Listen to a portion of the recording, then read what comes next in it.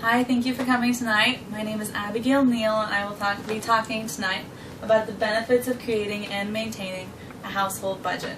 So what I'd like you all to come away today with is that creating and maintaining a household budget is a key to realizing your financial goals, and one of the best ways to do this for a household budget is a zero-based budget, which I will talk about later on. So what is a budget? Well, Webster's defines a budget as a plan used to decide the amount of money that can be spent and how it will be spent.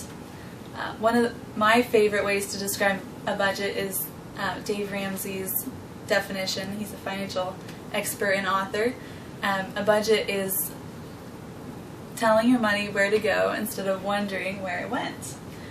So basically the idea of a budget is that you're predicting the next period's income and the next period's expenses so that you can make good financial decisions and be in control of your money. So I'm not going to go into tonight the nuts and bolts of putting a budget together, but it's pretty simple. Here's just a sample form.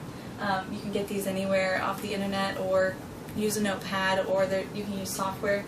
But a budget simply just lists all your income, usually at the top, and then you put your expenses, your household expenses in through here. And generally the idea is that your income minus your expenses equals a surplus or a shortfall. That's the general idea people think of when they think of a budget. So why should we budget? Well, CBS put an article out this year that says a third of Americans that make more than $75,000 a year are living paycheck to paycheck. And we know from other studies and articles that people that are under that income bracket, there's a higher percentage that are living paycheck to paycheck. But this article is interesting because it focused on middle-class Americans that are making a good income, and for whatever reason, either because of knowledge or resources, or have not been able to get out of a less risky situation with their finances. So that's a big motivator to do a budget, to be motivated to get in control of your money and change the place that you are with your finances.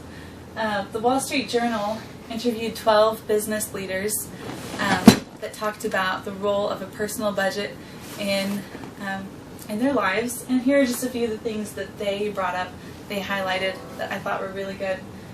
They mentioned that planned money behaves better, so it's more likely that you'll actually do what you'd like to do with money if you do it proactively. It allows people to reach their financial goals. It highlights strengths and weaknesses in your plan and in your behavior. And I love this last one.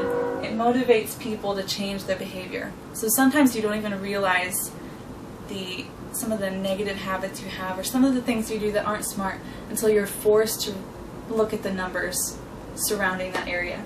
So a budget can be a big motivator to change. Okay, so now I'll talk about the zero-based budget. This is just a model that I think works really well for the household, and it's what we do in my household. So a zero-based budget gives every dollar of expected income an assignment, including giving, saving, spending, and investing. The idea of the zero-based budget is that all of your expected income minus all of your expected expenses equals zero, a net result of zero.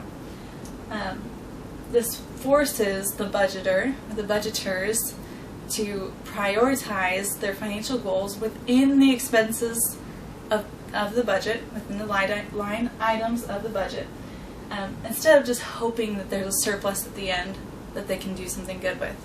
So it's just a great way to be intentional with every dollar.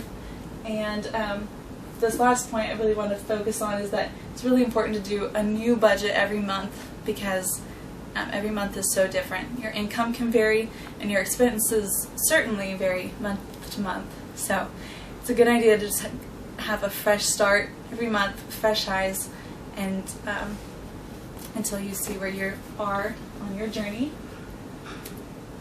So here's just a sample, the same form we just looked at a minute ago. A zero-based budget, instead of hoping that you get a surplus at the end of it, you'd list all your income. You would put all your expenses, including giving, charitable giving, saving, investing, and any other goals you might have here. And then the net result should be zero. So every dollar that comes in the household has something to do, somewhere to go, and that's what you're shooting for. So in conclusion, creating and maintaining a household budget is a key to realizing your financial goals, and one of the best ways to do this for a household budget is by using the zero-based budget model. And here are some of the references used. This idea we got from Dave Ramsey, and we really recommend any of his resources.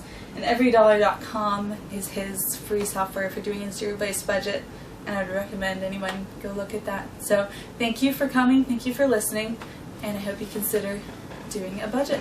Thanks.